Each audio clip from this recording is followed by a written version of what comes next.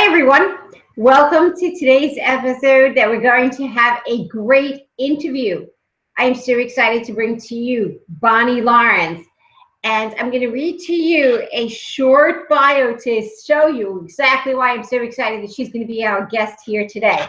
So Bonnie is an author, speaker, an artist, a musician, and a coach. She's a master trainer for repetitive cellular regression. Her passion is a guide for you on your hero's journey for greatness. She brings decades of life experiences, including practicing law. Yes, she's a lawyer, executive life coaching, and her own hero's journey to greatness to her clients on their journey. She's a co-author of an international best-selling book, Messages That Matter. She is also the author of the best-selling book series entitled Who Stole Your Crayons and How to Get Them Back.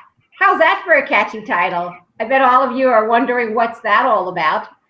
Well, right now, Bonnie Lawrence lives in Southern California with her furry four-legged menagerie. So I'm here to welcome Bonnie Lawrence. Bonnie, I know you're there, so please come say hello to all of our guests here today. Hi, Celia. Hello, everybody. Hi, and welcome to our call. Thank you. Now, if it's okay with you, I would like to just jump in and start with something that I find fascinating. And you know, everybody tries to have a message that's catchy, a message that will grab people's attention. So I would like for you, if it's okay, to share your message because it's really quite interesting. The core message I share is this. We are 99% the same. If we look at our obvious physical differences, our beautiful physical differences, we are 99% the same. So what's your 1% uniqueness about? What are your unique skills, talents, abilities, how you view the world, how you view life, how you relate to people, take care of people? What's your uniqueness about? And within that uniqueness, what is that still small voice within you saying to you what you should be doing with your life? Because there's a unique gift to each and every one of you. It's your job to find it and to really live it and share it with the world. That's why we're here. We're not here to hate or destroy. We really are here to learn and to love and to share our gifts. You know, you just said something that's so important, but I really want to spend today and try to help our audience members to relate to what you're saying, because what you're saying is so huge. But let's just say, and I know it takes a lot of work, but let's just say on the overall surface, what could you tell somebody that hasn't figured out what are their unique strengths and life's purpose? You know, they're just going through life. Okay. First of all, not everybody is on the same path. Not everybody really is interested in their life's purpose. Sometimes when you're younger, you don't care, and as you get a bit older, the questioning starts. So it's not for everybody, but it may be for everybody at some point in their lives. So let me answer that by sharing a poem I wrote, and it's called Your Still Small Voice Within. Spend time by yourself with yourself, in peace, quiet, and solitude at a place you love. The ocean, mountains, forest, or let that still small voice within become a large voice, one that you hear all the time. Listen to it, follow it. Follow your heart and soul to the truth of who you really are, a magnificent, whole, complete, unique, abundant, gifted, and loved child of your loving Creator. Love yourself and live your life, not someone else's, but yours, the one God created you for, the one you've been aching for forever.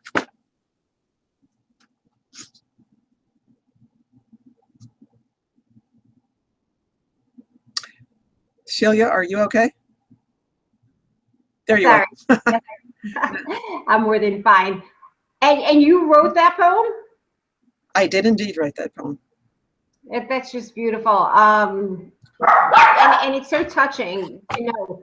But you know, you were right. Not everybody is in their part of their life that they're ready to explore or need to explore what their uniqueness is. But I'd like to also take a moment and actually talk about something that you and I have spoken to about a great length, and that's about the repetitive. Let me see if I can get this right. Repetitive behavior cellular regression. So can you tell us a little bit about that? I'll be glad to. Do you need to take care of your beautiful dog for a minute? Okay. Yes, Pebbles wants to be, as always, part of this, and she gets excited. That's okay here. Okay, repetitive behavior cellular regression. You know, the world operates as a mirror to each and every one of us. So if we're behaving badly, what are we going to see? We're going to see somebody else behaving badly. It's a reflection back to us. If we see somebody being kind, then you can look at yourself and see that you're kind to others. So what repetitive behavior cellular regression is, it is a non-linear, non-pharmaceutical, non-medical process where we ask you, and we do this via Skype so people have safety and security and privacy. And we ask them to ask their spirit for memory. First, we start with kind, nice memories. Then we ask their spirit to remember other memories, to see what comes up. We suppress, we repress. We don't want to remember things that happened many years ago. Now, it could have been it happened in this lifetime, in utero, or perhaps another lifetime. But our spirit remembers all of these. And it is these patterns that keep us looping into a behavioral cycle, because that's what it does until we release it, until we learn our lessons.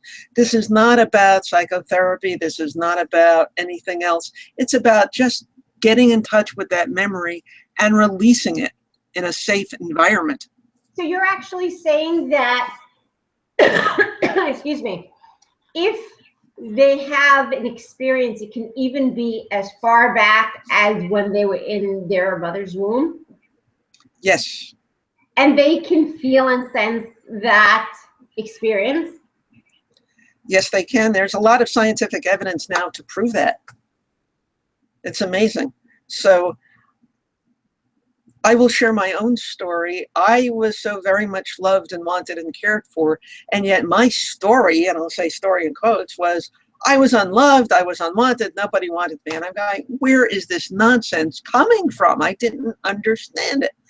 And through my own process, I realized I am a baby boomer. I was born shortly after World War II.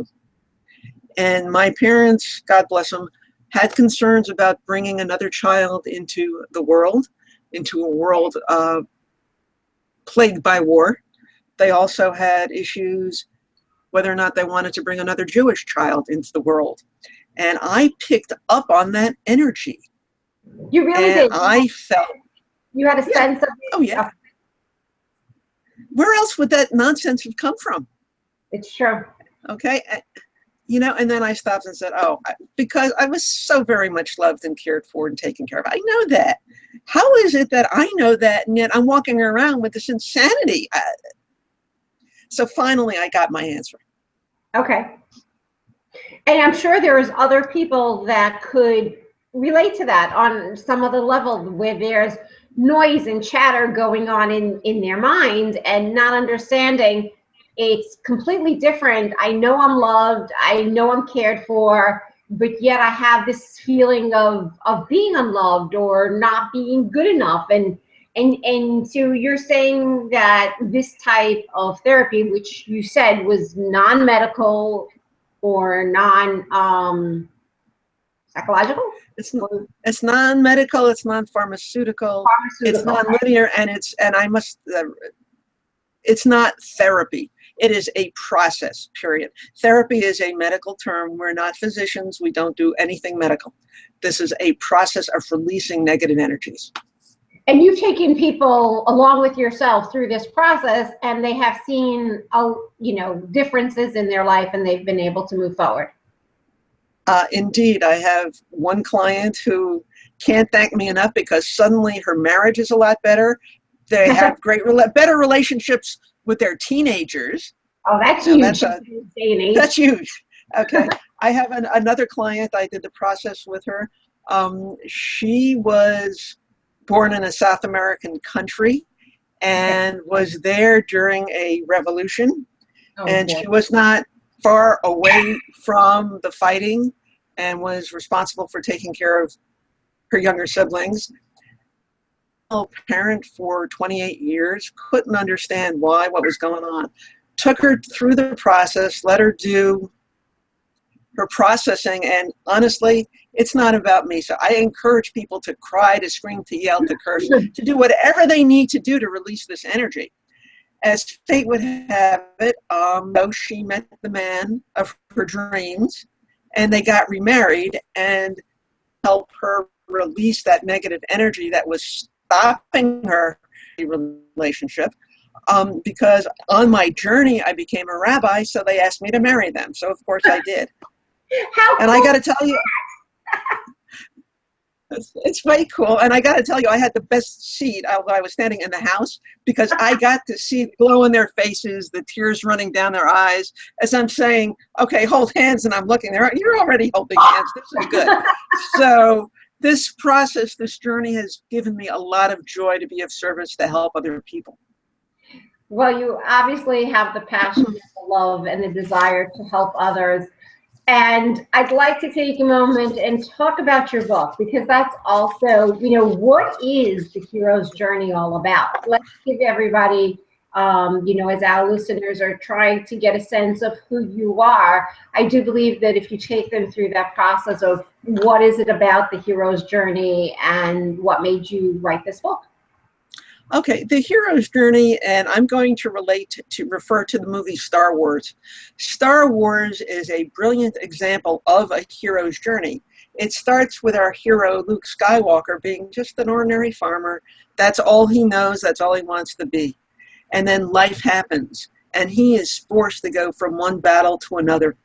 Along the way, he meets his mentor, Obi-Wan Kenobi, who says, here's the ring is the Force. And in the heat of battle at the very end of the movie, what happens? He loses the ring. So his choice is either to stop fighting and get killed or to continue fighting. And in the process of continuing to fight, he realizes the Force is not the ring. His Force is inside himself. That is your 1% uniqueness, your gifts, your talents, etc. And in the process, of course, he realizes he's a Jedi Knight and he marries the princess. So it has a happy ending. But the point of the story is he's forced to confront himself, to face, people say face your fears. Yes, face your fears, but to actually understand yourself. We are multi-layered people. We have all these different influences on our lives. Family, clergy, institutions, society at large, and they drown out our true voices, our true selves. And the journey really is the journey to your own, what I call selfhood, finding your inner gifts, talents, and abilities, and being able to say, this is who I am, and this is what I'm sharing with the world. So does your book help go through your process? Is it a story about you or helping others through exercises? What's the format?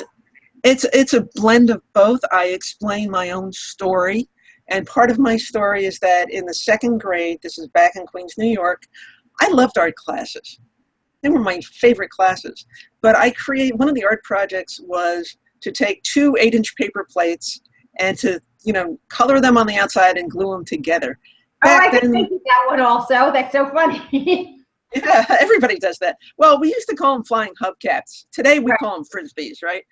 and I really wanted to keep it, but I didn't understand that this was my gift and I could create more anytime I wanted to.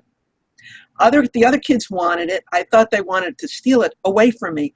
I didn't have the moxie to say to the highest bidder, who wants this? I was 6 years old. What did I know? But on the way home, followed by the other kids, some of the other kids yelling at me, I want that, I want that. I threw away that art project. And I heard some of the kids jump into the trash can to get it and fight over it. And I walked home crying. I didn't share the story with anybody for decades. Okay. Well, I've reclaimed my art. Here's an example of what I did. Beautiful. You made that? Yes, ma'am, I did. I did that. So I've part of the journey is absolutely beautiful. I've reclaimed my art. I help others do the same. In my book, I talk about my story. I talk about the hero's journey, what it is. I go into Star Wars a bit more.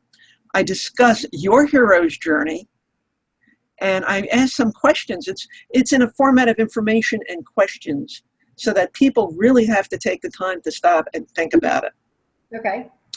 Okay, I go into whose life are you living? Are you really living the life you want? Or are you living the life you were told you're supposed to have? All right?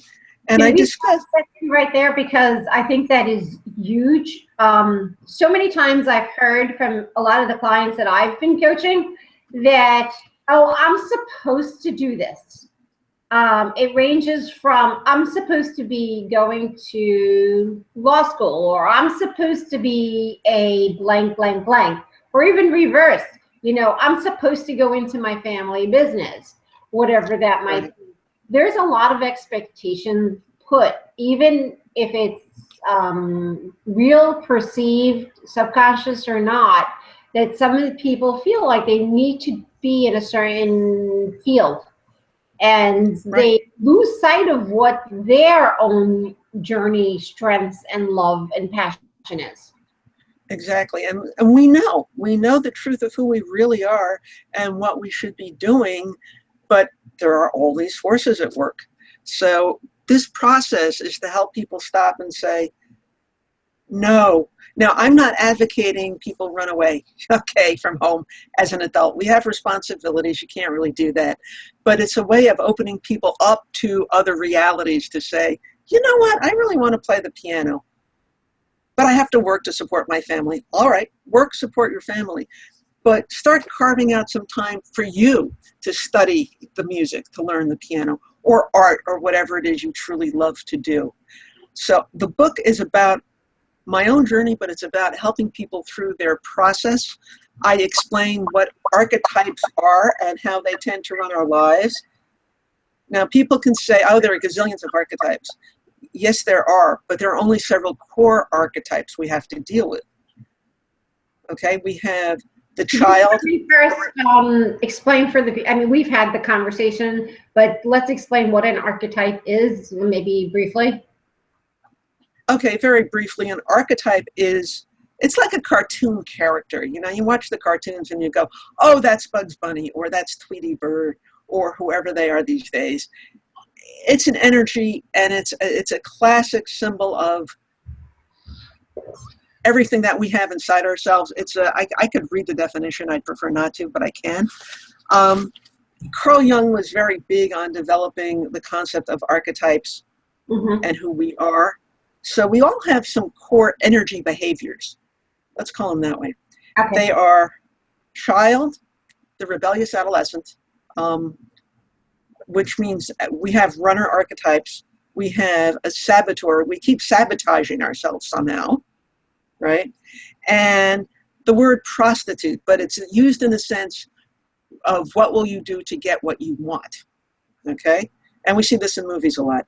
But there are two others which really aren't archetypes. One is a witnesser, a separate part of yourself that can step back from what you're doing and just observe what you're doing.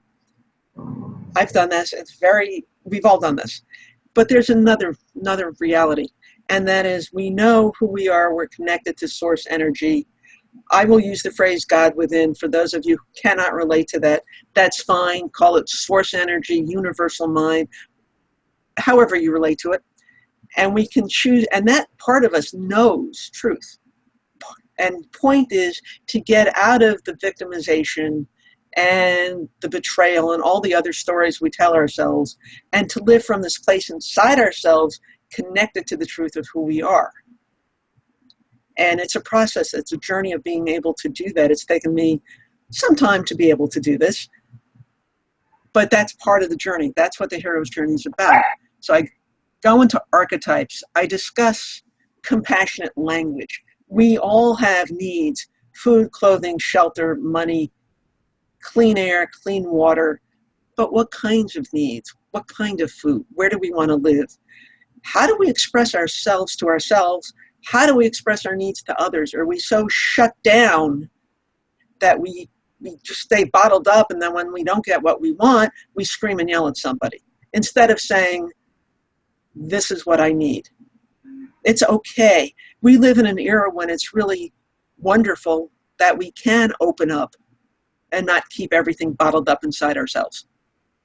And I talk about that in the book more. If you were to give one or two core strategies for our listeners to start with, because, I think, let's take an assumption here that everybody is in that growth pattern. The fact that they're here with 360, the fact that they're here on the webinar, that they really do want to grow and they have a desire, but they really don't know what a good starting point is. And they feel like that inner voice, as you said, or the inner strength has not been claimed yet. Right.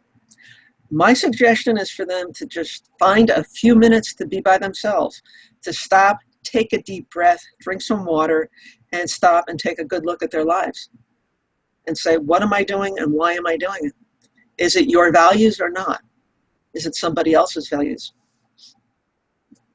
Okay, that's the starting point for people. Sometimes people get hit over the head, not necessarily physically, not literally, but symbolically, in terms of you got to look. That's kind of what happened to me. I was practicing law. This is well over 10 years ago. This is 2005, roughly. I was practicing law. I was obese. I was miserable. And it roughly coincided with my mother's dying process. Mom suffered from dementia and Alzheimer's.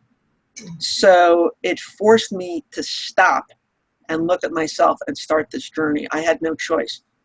I had to do it. It was something I had to do. In the movies, people... I mean, really, while you're going through this highly emotional... Right. But when you look at it, when was the perfect time for me to go through that? You're right. There is no good time. There's no good time. So wasn't it better I did that while I had to deal with my own emotions of looking at my mother dying, being as supportive of her as I was able to be, realizing that I couldn't stop that process. It was between her and her creator. It had nothing to do with me.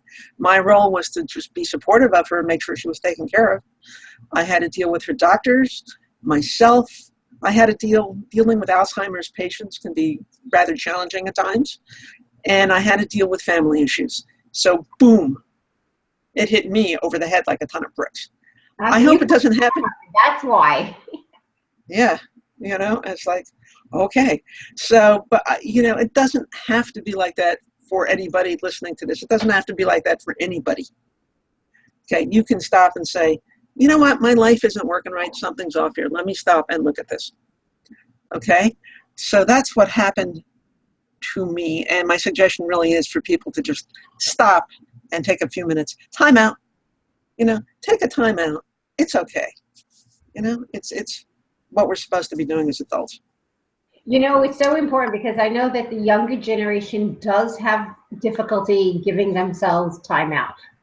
The younger generation, not that it's their fault, it's just the way with modern technology and them being taught that everything has to be done now. And again, thanks to technology, with all the information flooding at them and making decisions left and right, and where the concept from multitasking came in, because again, we're living in such a fast-paced world that they really had no choice but to go fast. And I think that that's a great idea, and especially for the young kids, to take a moment, take a deep breath, and give yourself that time out to do some reflection. So what I share with people is take a day, shut down the electronics, and just rest. Now my day happens to be Friday night, Saturday. Not everybody can do that. Yeah. Okay. And you know, we got 7 days of a week. Pick a day. Some people go, we can't do all that time. Could you start with half an hour? Take an hour. Start with half an hour. You know, 15 I see minutes. people in rent. Yeah, 15 minutes. Start somewhere. Take a few minutes for you.